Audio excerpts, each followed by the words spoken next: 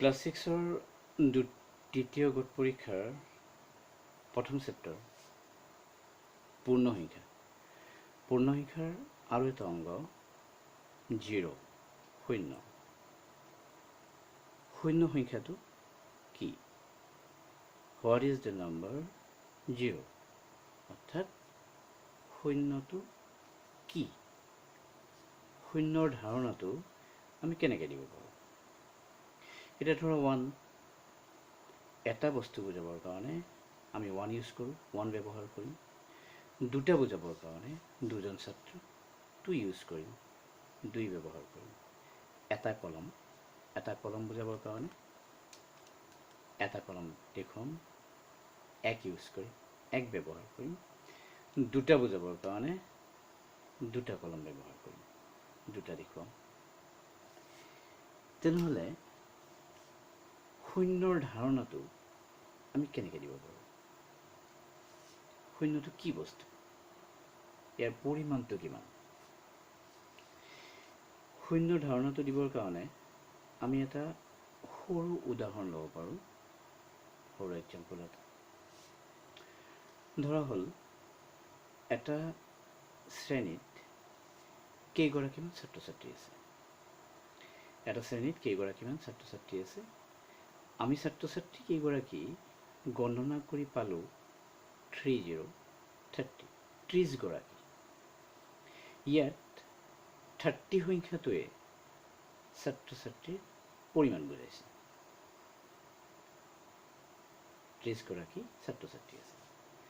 ধৰা হ'ল স্কুল ছুটি হৈ গ'ল। এতিয়া বিদ্যালয়ৰ ছুটিৰ পাছত সকলো ছাত্ৰ ছাত্ৰী ঘৰলৈ গ'ল। এতিয়া আমি শ্ৰেণীকোঠাটোত সোমাই ছাত্ৰ ছাত্ৰী গণনা কৰিলে কি পাম? কি পোৱা যাব? এতিয়া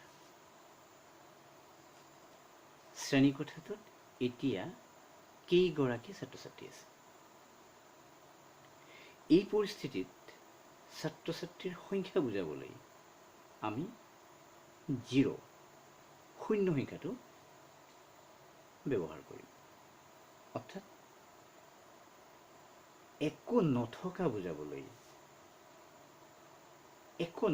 বুজাবলৈ, নাই বুজাবলৈ আমি শূন্য ব্যৱহাৰ কৰোঁ।